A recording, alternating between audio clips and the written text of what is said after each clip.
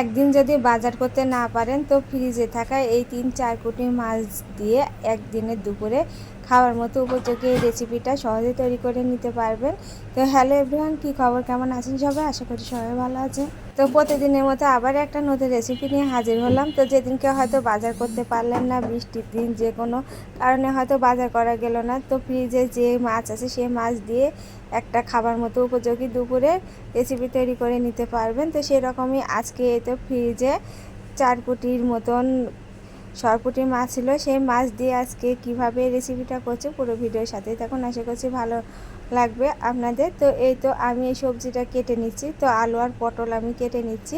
আলু আর পটল দিয়ে আজকে মাছটা রান্না করব। আর এভাবে মাছ রান্না করলে আর কোনো সবজির প্রয়োজনই হবে না, শুধু এই সবজি দিয়ে পুরো এক থালা ভাত খাওয়া শেষ হয়ে যাবে। তো কি করে বানাচ্ছি, তো সবজির জন্য আমি এখানে আলু ও পটল নিয়েছি। তো আমার সবজিগুলো কেটে নেওয়া হয়ে গেছে। এবারে কড়াইতে আমি তেল দিয়ে দিলাম পরিমাণ মতো। তো কড়াই আমি আগে গরম করে নিয়েছি, না হলে মাছগুলো লেগে যাবে। তো তেলটা গরম করে নিয়ে আমি মাছগুলো দিয়ে এবার ভেজে নেব। তো এগুলো হচ্ছে সরপুঁটি মাছ, এই মাছ দিয়ে আজকে রেসিপিটা হবে।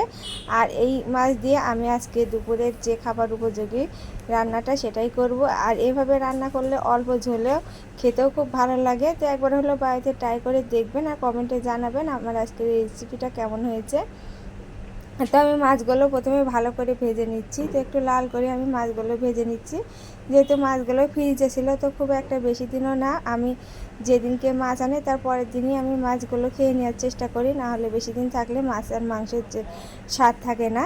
তো মাছগুলো ভেজে নেওয়া হয়ে গেছে, এবারে পটলগুলো ভেজে নেব। তার আগে আমি 5 ফোড়ন দিয়ে নিলাম, শুকনো মরিচ পুড়িয়ে। এবারে লবণ আর হলুদ দিয়ে আমি পটলগুলো ভেজে নিচ্ছি। তো পটলগুলো আমি আগেই দিয়েছি, পটলগুলো আগে ভেজে নিলে কি হয় সবজিটা খেতে খুব ভালো লাগে, না হলে পটলগুলো ভেতরে কাঁচা থেকে গেলে কেমন একটা জল জলের ভাব থাকে। তো পটলগুলো ভেজে নেওয়া হয়ে গেছে, এবার ওই তেলে আমি দিয়ে দিলাম আলুগুলো, মানে মিক্স করে আলু আর পটল আরও আমি কিছুক্ষণ ভেজে নেব। এবারে আমি আরও একটু লবণ আর হলুদ দিয়ে দিলাম ভাজার জন্য। তো নেড়ে চেড়ে এভাবে আমি কিছুক্ষণ ভেজে নিচ্ছি। আর আলুটা একটু সামান্য গলে যাওয়া পর্যন্ত এভাবে কষিয়ে নেব।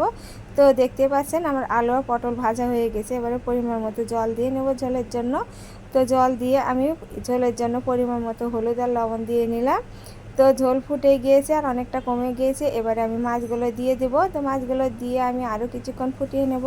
তো মাছগুলো দিয়ে কিছুক্ষণ ফুটিয়ে নিলে ঝোলের সঙ্গে মাছগুলো মিশে যাবে। এবারে বেটে রাখা সর্ষে মরিচ, তো সেটা আমি দিয়ে দিলাম।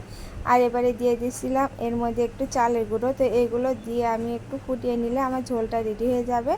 আর এইভাবে বাড়িতে তৈরি করে নিয়ে দেখবেন খুবই ভালো হয় খেতে। আর এই সর্ষে বাটা মাছটা এভাবে রান্না করলে খেতে খুবই ভালো লাগে। তো এবারে ভাজা জিরে গুঁড়ো দিয়ে আমি নামিয়ে নেব।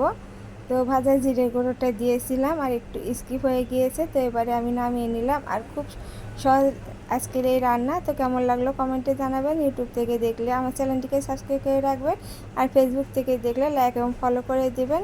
তো নমস্কার।